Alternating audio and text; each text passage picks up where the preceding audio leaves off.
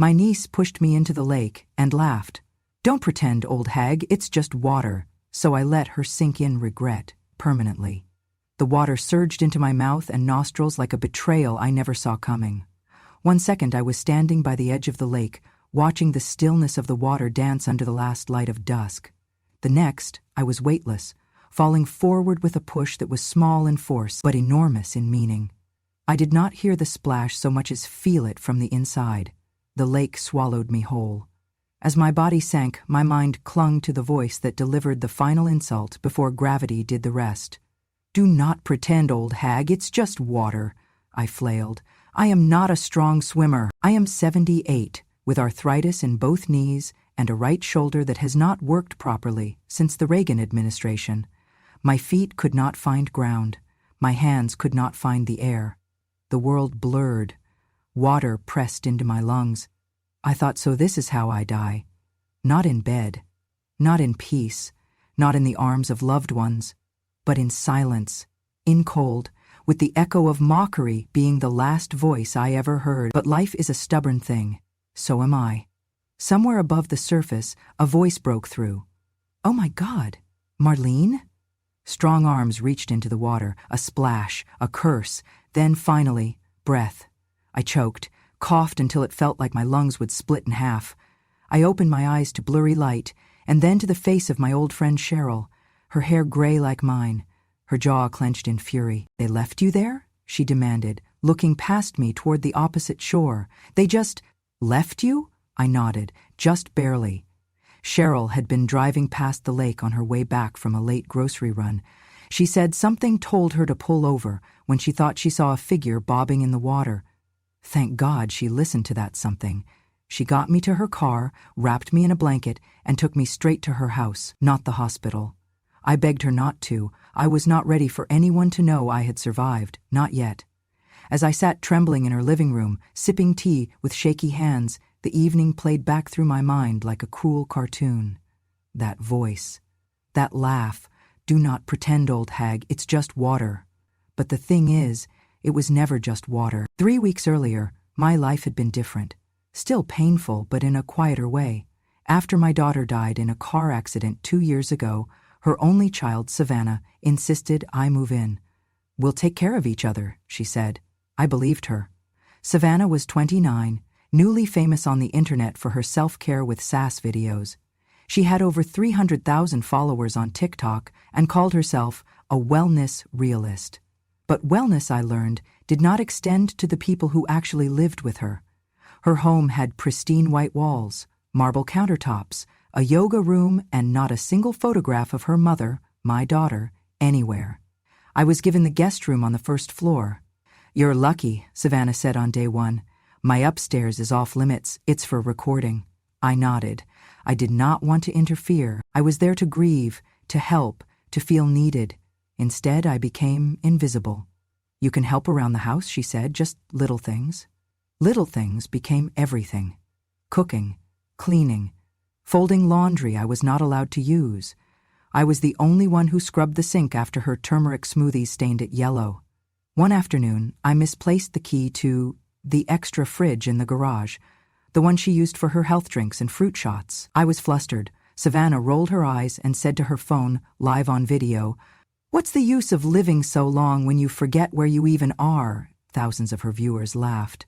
She looked straight at me afterward and added, "Relax, it's content." I began to dread her filming days, which meant I dreaded every day. Once, she shoved a camera in my face and whispered, "Pretend to fall down the stairs, quick. It's for awareness. We'll say it's a PSA." I refused. She pouted, then said, "You're like a ghost with chores." At dinner parties, she introduced me as her mom's mom and waved her hand like I was a piece of furniture she inherited. No one asked me questions. No one noticed when I left the table. I was just the old woman in the corner, the kind who used to have stories, but now only had silence. I missed my daughter every day, and the girl who carried her blood had turned cold. I started keeping a notebook, not of poems or memories, but of the things she said to me when no one was listening. Things like, "If you die on a Monday, wait until Friday to be buried. I need a weekend post. Old people are like expired coupons. They used to be helpful. Now they're just clutter. You should be honored I'm making you relevant. One night I sat on the porch and watched her film a fake breakup with her boyfriend for views. She cried into the camera, then laughed when it turned off. "This is art," she said. "This is a performance," and I thought, I used to perform, but not like this. I had been on real stages. I had worn real costumes, delivered lines that meant something. I gave all that up when I had my daughter, Savannah's mother, and I never regretted it. Until now. Because now I saw what filled the stage I left behind: lies, cruelty, and cameras. Then came the lake. That day she said, "Let's have a family outing, something wholesome." I did not argue. I wanted to believe her. The sun was low, the water was gold, and then I was in it, sinking, thinking, my own blood did this. But Cheryl pulled me out. And now, as I sit wrapped in her blanket, my heart still pounding, I understand something new. They left me to drown, but I did not drown. I rose, and I will not go quietly again. I was not always a shadow in someone else's house. Once, I stood in the center of the spotlight. I was 21 the first time I heard applause that didn't come from family or friends or pity. It was real. It came from strangers who had watched me transform into someone else on stage, then rise back out of character like a phoenix in lipstick and heels. That was my first lead role, Blanche Dubois, Tennessee Williams, Community Theater, in Eugene, Oregon. American writer, Eugene, Oregon. But to me, it was Broadway. I was good. Not great, not yet, but I had something that other girls didn't. I knew how to bleed without flinching. I had the kind of voice that cracked in just the right places, and the kind of eyes that memorized pain. Directors said I was the kind of actress who makes people remember their own regrets. I lived for curtain calls, for stage makeup, for the smell of old velvet and stale coffee in the wings, for the way a monologue could land like a slap or a kiss, depending on how you delivered the last word. But then came the phone call. I was pregnant. The father, a man with piano hands and a wandering mouth, vanished within a week. He said something about freedom and then never answered again. I had a choice, and like most women in my generation, I didn't call it that. I left the theater. I packed away my headshots. I sold my costume jewelry for diapers and formula. My daughter, Meredith, was born on a Tuesday afternoon in the middle of February. She didn't cry much, just looked at me with these dark, knowing eyes, like she already suspected I had given up something large for her. And I had. But I never resented her. I took a job at a small grocery store in town, stocking shelves at night and cashiering in the morning. I breastfed in between shifts. I sang lullabies with a voice that used to carry across auditoriums. When Meredith turned 4, I brought her to a school play. A girl was dressed like a tree and forgot her line. I laughed, not cruelly, just from the place inside me that remembered being that girl once. Meredith looked at me and whispered, "I don't get what's so funny." As she got older, she never seemed interested in who I had been before her. Once she found an old program from a play I starred in and said, "Oh, is this like a scrapbook or something?" Then tossed it on the coffee table and never looked again. She was bright, logical, practical, the kind of girl who did her homework early and saved receipts. When she got into college, I wanted to send her off with something special, so I auditioned secretly for a local production and got a role, one night only. I didn't tell her until the day of the show. "I'm in a play tonight," I said, trying to keep my voice calm. She blinked at me. "Why?" I didn't know how to answer. She didn't come. Said she had midterms. Said it was silly at your age. That phrase stayed with me. At your age. As if age disqualified passion. As if motherhood was a contract that voided everything you were before. When Meredith had Savannah, I offered to babysit full-time. I sang lullabies again, changed diapers again. I watched as my granddaughter became everything her mother had once been, only colder. Savannah didn't ask about my past either. If she saw my old photos, she'd squint and say things like, "You used to be kinda dramatic, huh?" And whenever I showed emotion, sadness, frustration, even joy, I heard it. There she goes again, the family drama queen. It became a joke, a way to minimize me. If I cried at a funeral, it was because I missed the attention. If I got quiet at dinner, it was because I wanted to guilt-trip them. If I ever dared to talk about my past, I was fishing for relevance. Even when Meredith died, my only child, they whispered behind my back, "Of course she's wailing, that's what she does." But what they didn't understand was this. I didn't cry because I was dramatic. I cried because I lost my daughter. I cried because I gave up everything to raise her. I cried because now, the only person left with my blood was someone who treated me like expired milk. Savannah used to film me without telling me. She'd catch me staring out the window and post it with captions like, "Grandma reliving her high school playdays again." One time, when I spilled soup on the floor and tried to clean it up with my shaky hands, she filmed that too, said she'd post it as a PSA for elder care, but edited it with clown music. I started locking my door at night. I started writing letters I never sent, to Meredith, to my younger self, to nobody. And every time Savannah said something cruel, something cutting, something that sounded like a line from a script no one asked her to perform, I just added it to the silent monologue I had been rehearsing for years. They thought I was weak because I chose love over legacy, but they forgot what I used to be. A woman who could stand under lights and hold an entire room in silence. A woman who knew how to deliver an ending. And now, maybe, just maybe, it was time for one more performance. Not on stage, not in costume, but in truth. And this time, I would not let them cut the scene short. It was supposed to be Family Day. At least, that is what the handmade sign said, crooked letters taped to the wall in pastel blue and yellow. There were balloons, a folding table covered in store-bought cookies, and a Bluetooth speaker pumping out a playlist of nostalgia hits that Savannah downloaded 15 minutes before guests arrived. I had spent the morning slicing fruit, the afternoon setting chairs. I thought, maybe today will be different. Savannah even said thank you. That should have tipped me off. By 6:00 p.m., the backyard was full. Neighbors, followers, other young influencers wearing ironic t-shirts and expensive sneakers.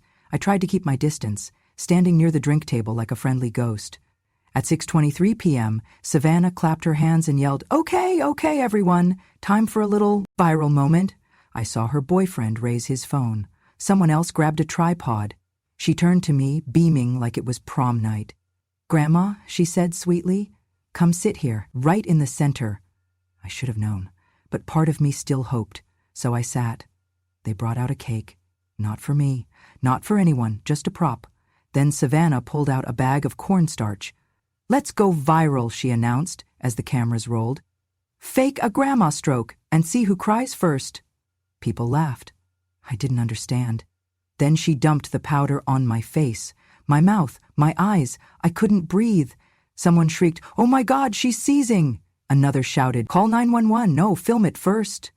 The camera zoomed in. I reached up, coughing, blinking, trying to wipe my eyes. My heart pounded. My chest tightened. It wasn't just the prank. It was the shock. The betrayal. The humiliation. I heard Savannah's voice, gleeful and loud. "Act, Grandma, come on, give us a monologue. Isn't that what you always wanted?" Laughter. Everywhere. Even the kids. Even the people I thought might object. I tried to stand. My legs buckled. I grabbed the edge of the table and whispered, "Please, stop." Savannah leaned close so only I could hear. "We gave you a stage," she hissed. "Now act. Isn't that what you've been dying for? The spotlight?" I didn't respond. I couldn't. My throat burned. My dignity cracked. Then someone pushed play on a song. Another one bites the dust. More laughter. Phones filming. Hashtags forming before my face was even clean. I walked away. Not quickly. Not dramatically. Just away, to the far end of the yard. I sat on a bench behind a rose bush. No one followed. I watched the powder crust on my sweater, watched my hands tremble. I had endured many things in my life. Poverty, loss, loneliness, but nothing quite like this. This was cruelty disguised as content. This was mockery camouflaged as modern fun. This was my blood, my family, telling the world that I was a joke, and they would never let me forget it. For the rest of the party, no one asked if I was okay. Savannah came over once, laughing. "People loved it. We're already at 20,000 views. You're trending, Grandma." I didn't answer. She shrugged. If you're gonna mope, do it off camera. That night I washed the cornstarch from my hair in the upstairs guest bathroom. I wasn't supposed to go up there, but I didn't care. I looked in the mirror. My face was pale, older than I remembered. My eyes were tired but not dead. I whispered to my reflection, "They think I'm weak." Then I took a breath. But they forgot I know how to finish a scene. I didn't sleep much that night, but I started planning. And I never looked at Savannah the same again. The lake trip was Savannah's idea. She said it would be a chill content day, some kind of cottagecore aesthetic to balance her usual edgy videos. "We'll shoot some reels," she said. "Maybe a paddleboard bit, some drone shots, cute grandma moments too, if you're feeling photogenic." I packed sandwiches. No one ate them. The sun was soft that afternoon, gold dripping through pine trees, warm against my skin. I wandered to the far side of the lake, where the grass met a crumbling dock and ducks floated like tiny ghosts. I sat down on a smooth rock, careful of my hip, and just breathed. For a moment, I forgot where I was, not because of age or confusion, but because peace still lived somewhere deep inside me, and the lake knew how to call it up. I closed my eyes. That was my mistake. I didn't hear her footsteps until it was too late. Savannah's voice came, low and playful, like a joke whispered into a microphone. "Want to know if arthritis floats?" And then, two hands, familiar hands, shoved hard between my shoulders. The cold hit first, then the silence, then the burning rush of water up my nose, into my throat, into every memory I had ever tried to protect. I flailed. My arms found nothing. My body twisted and sank. Under the surface, time disappeared. I remembered my daughter's first cry. I remembered standing center stage in a red silk dress. I remembered the first time I held Savannah, tiny and perfect and full of promise. I remembered love. And then I remembered hate. I kicked. Hard. My lungs screamed. I surfaced once, just enough to hear laughter. Phone cameras. Holy crap, we actually did it! She went down like a rock, then fading footsteps. They left. They actually left. No one called out. No one came back. They just walked away, leaving me floating in the middle of that lake like a forgotten prop. My legs cramped. My vision blurred. I began to sink again. And then, "Marlene?" The voice was sharp, urgent, human. A splash followed, and strong arms cut through the water. I felt myself being pulled upward, my chest heaving against the weight of the lake. When I opened my eyes again, I was lying on the grass, coughing water out of my lungs, a flannel wrapped tightly around me. Cheryl's face hovered above mine, lined with worry, burning with anger. "They left you there?" she demanded. I could not answer, only nod, but in that nod lay all the truth she needed. Cheryl Monroe, my old scene partner from the Eugene Playhouse. We hadn't spoken in years. She had moved away, remarried, retired, but there she was, still with that fiery gray hair and lipstick too red for her age, just like me. She said she was driving past on her way to the grocery store when she saw the figures by the lake. "I thought I recognized you, but by the time I parked they were gone and you were—" Her voice cracked. "You could have died." I coughed. Hard. Salt and shame burned in my throat. But something else stirred too. Not anger, not grief. Resolve. I touched her hand. "They think I did," I said. And then, for the first time in weeks, I smiled. They thought I was gone. 3 weeks. That is how long I stayed dead. Cheryl brought me home that night. Not to Savannah's house, no. To her own cabin 2 towns over, nestled behind a cluster of trees and shielded from cell towers and suspicion. She lent me clothes, cooked me soup, sat with me in silence while I shivered through the nights, waking from dreams of drowning and betrayal. She never asked for the whole story. She just looked at me, placed a hand on mine, and said, "We're going to play this like a proper act. Scene by scene. When you're ready, we'll light the final curtain." I nodded, and I began to write. I wrote down every word Savannah had said the past year. I listed every time she filmed me without consent, every moment she used me as a prop for her audience, and then I opened a new file on Cheryl's old laptop, labeled simply Proof. We dug. We scrolled through Savannah's public posts. We found the cornstarch video, over 3.4 million views now. People thought it was staged. Of course it was. They just did not know the real pain underneath it. Then it happened. Day 21 of my death. Savannah went live on Instagram. She wore black. Her eyes were puffy, probably rubbed, not cried. She held up a framed photo of me. A photo she had taken secretly, where I was asleep on the porch, mouth slightly open. She used it for sympathy. "We lost someone really special," she sniffled. "My grandma," she passed suddenly, "slipped at the lake. It's been so hard." Tears. Crocodile. Perfect lighting. She wiped her cheek and continued, "We've set up a memorial fund. Anything you can give would mean the world." The comments poured in. "She was so funny in your vids. Just donated $25.00. I miss her and I never even met her." I watched it all from Cheryl's laptop. We sat in the dark. Her eyes narrowed. "People are buying it," I said quietly. "Not for long," she replied. That night, we contacted a lawyer. A real one this time. Cheryl still had connections from her brief stint on a legal drama in the 90s. Turns out some of her fake lawyer friends had become real ones. I sent them screenshots, voice memos, even the text Savannah had sent her boyfriend after pushing me. LMAO, she flopped like a fish, but it was not enough. We needed something bigger, something public. That is when Cheryl said, "Let's make them feel what they made you feel. Humiliated, exposed, forgotten. But we do it with class." She reached out to an old producer friend who now ran a streaming series called Shamestream, a viral docuseries that exposed influencers, con artists, and toxic families. They called me 2 days later. We set up a meeting. I told my story, I brought my receipts, I let them hear Savannah's voice, laughing while I cried, mocking while I coughed. They were silent. Then they said, "We want to feature you. The episode will air live in 2 weeks."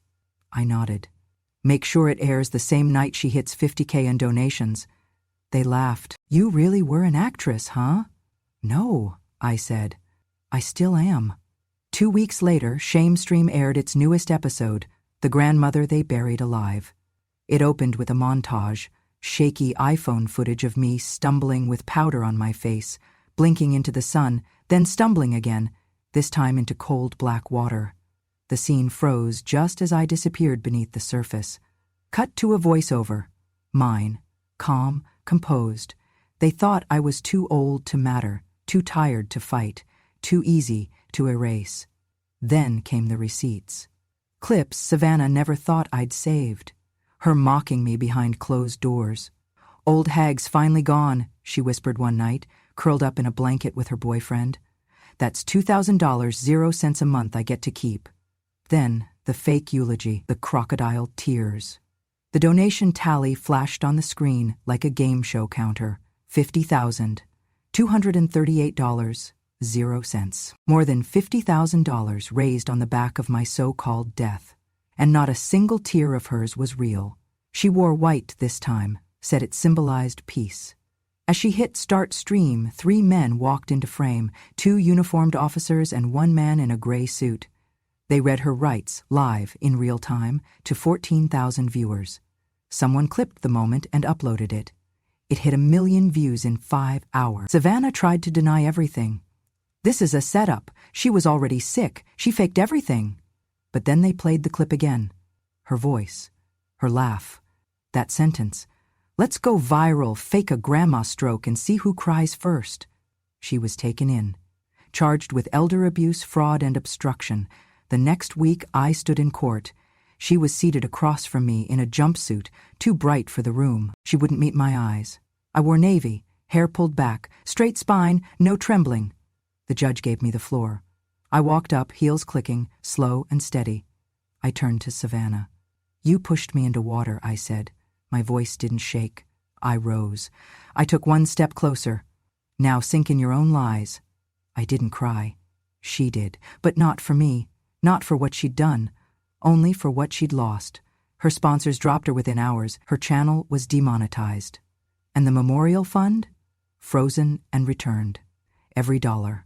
The first invitation came from a local radio show, then the newspaper, then a national morning talk show. By the time Good Morning Portland aired my story, the phrase "push back grandma" was trending across 4 states.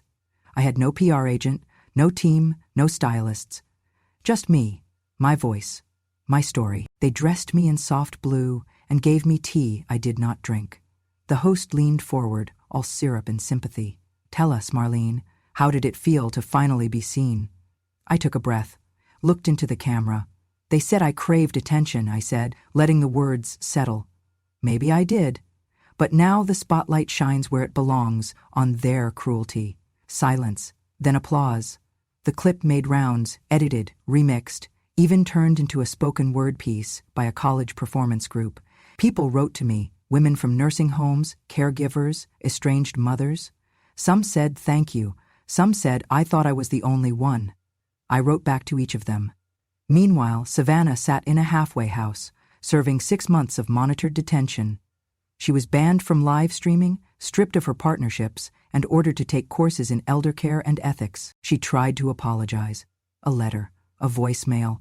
I read them. I did not reply. Instead, I turned my attention to something else. An old colonial house on the edge of town, previously under contract by Savannah. She was going to use it for a content studio. Savannah House, the logo draft had said, but with her funds frozen and her credit ruined, the deal fell through. I bought it. Cash. No one saw that coming. I renovated it, painted the shutters soft gray, refinished the floors, turned the master suite into a small theater space, velvet curtains, a thrifted spotlight, 10 chairs in a semicircle. I named it The Stage for Survivors. It was not just a care home. It was a sanctuary. A space where women who had been dismissed, discarded, or digitally humiliated could come together and reclaim their voices. We hosted story nights, monologue circles, silent dinners where no one had to perform politeness. One woman said, "I haven't heard my own voice out loud in years." Another brought her daughter to listen. I taught a class, Breath, Truth, and Presence. Not acting, not exactly, just remembering who we were before they told us to be quiet. One evening, after a performance of Letters Never Mailed, I stood outside the house, watching the last guest leave. The moon was bright, the porch light flickered. Cheryl stood beside me, arms crossed. "You did it," she said. I nodded. "We did," she smiled. "So what's next?" I looked at the house, the window with warm light, the laughter still echoing. "Next," I whispered, "we keep the stage open." The sentencing took place on a rainy Tuesday. Savannah sat in the courtroom, shoulders hunched, her once perfect manicure chipped down to the beds. No ring light, no filters, no applause buttons, just 4 walls, a gavel, and truth. The judge read the terms aloud. 6 months monitored detention, 5 years probation, prohibited from monetizing online content or engaging in live stream activities, mandatory participation in psychological counseling and elder care training, permanent severance from all current brand contracts. Savannah didn't cry this time. She looked at me once, and I saw it. Not remorse, but recognition. She finally understood that I wasn't going away, that the woman she pushed into a lake came back not just breathing, but burning. Outside the courthouse, reporters swarmed. I gave no interviews, just a short statement. She tried to drown me in shame, but I swam back in truth. That clip went viral again, not from rage or shock this time, but from catharsis. Justice had a face now, and it looked like mine. 3 months later, I hosted our first open mic night at the Stage for Survivors. No cameras, no phones, just chairs in a circle, warm tea, a battered piano in the corner. The youngest woman was 52, the oldest 91. Each one had a story. Some whispered, some shouted, all heard. When it was my turn, I walked to the center and stood beneath the soft spotlight, the same one Cheryl and I had found at a yard sale and patched with tape. I held no script, only memory.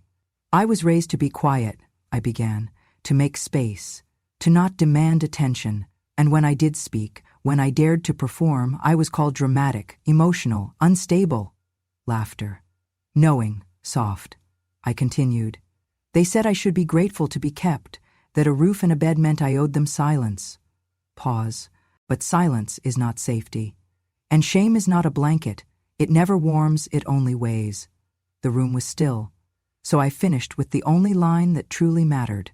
They tried to drown me in shame, but I swam back in truth. Applause, not wild, not forced, but real. One woman reached for my hand afterward and said, "You made me brave."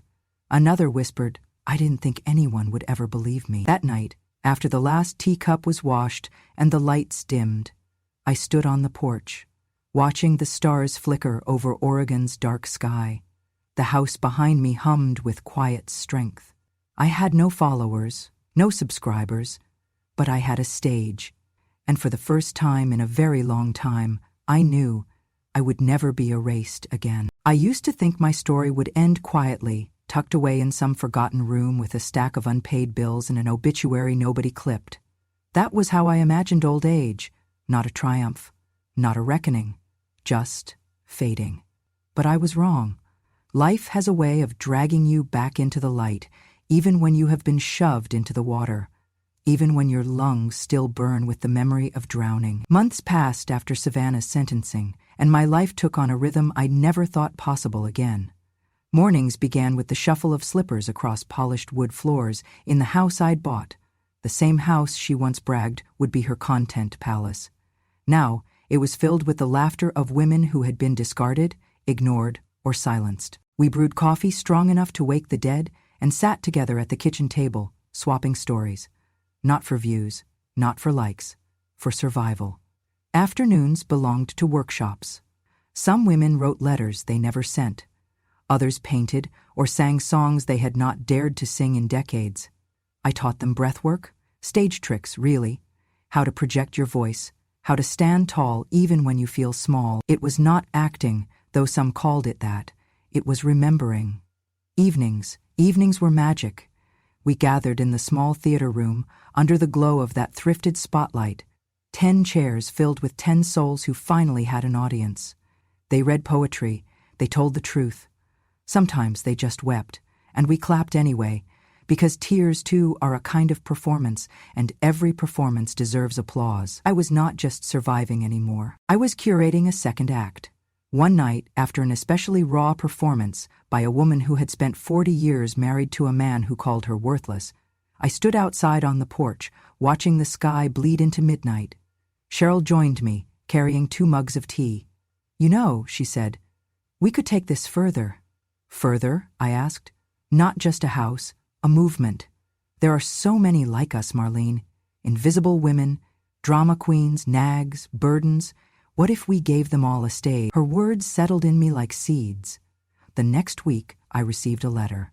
It came from a university in Portland, inviting me to speak at a symposium on digital ethics and elder abuse. Apparently, my shame stream episode had made its way into classrooms. Students were dissecting it as a case study. Professors were arguing about performance versus exploitation, truth versus spectacle. Me, a 78-year-old grandmother who had once been mocked as expired milk, now a subject of academic debate. I accepted. When I stood at that podium, staring out at rows of young faces glowing under fluorescent light, I thought of Savannah, of the way she once used her camera to strip me of dignity. Now here I was, using my voice to put dignity back on the table. "My granddaughter said I was a ghost with chores," I began. "But let me tell you, ghosts do not vanish. They haunt. And sometimes haunting is just another word for justice." The room erupted.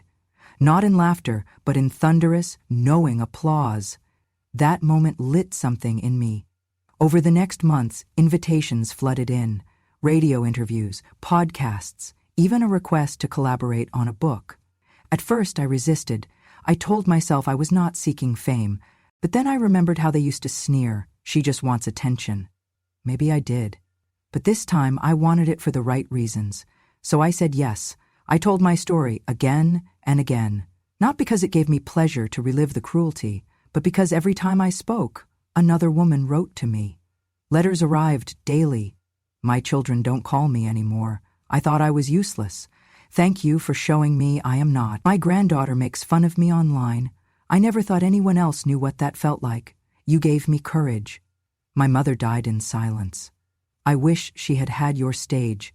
I read every letter, I replied when I could, and when I couldn't, I kept them all in a shoebox labeled proof that I lived. But with the spotlight came shadows. Savannah's followers, what was left of them, sent me hate mail. You ruined her life, they wrote. She just made mistakes. You're bitter. You wanted revenge. I didn't answer them. Not because they were right, but because I had already answered, in my living, in my surviving, in the women who now stood taller because I refused to sink. Still, there were nights I lay awake, staring at the ceiling, and wondered if I had gone too far, if vengeance had outweighed healing.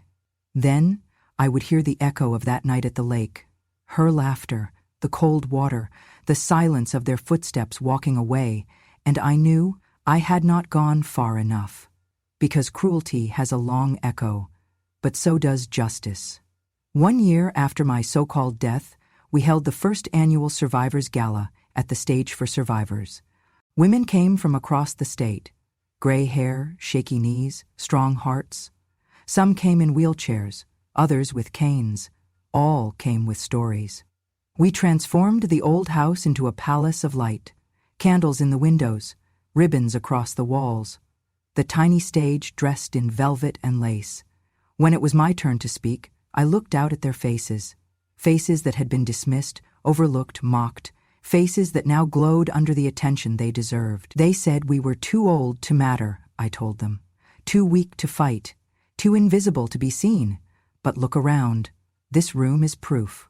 Proof that survival is not just breathing, it's shining. Applause shook the walls. Tears fell like rain. For a moment, I thought the roof itself might lift, and in that moment, I knew I had found my true curtain call. Not in theaters, not on TikTok, but here, in a house of women who refused to disappear. Savannah never showed up again. Not at my door, not in my inbox. She moved to another state after her probation ended, I heard, tried to start over. Maybe she succeeded, maybe she didn't. I no longer cared. Because my story was not about her anymore. It was about me. It was about all of us. Sometimes I walk back to the lake, alone. The water looks the same, but I do not. I stand at the edge, breathing in the air, and whisper, "You didn't take me." Then I turn back toward the life I rebuilt. Legacy is not in bloodlines. Legacy is in courage, and mine is just beginning. If you felt this story, if you believe no cruelty should ever go unspoken, then subscribe to Grandma True Stories, because I am not finished, and the next story may be yours. F.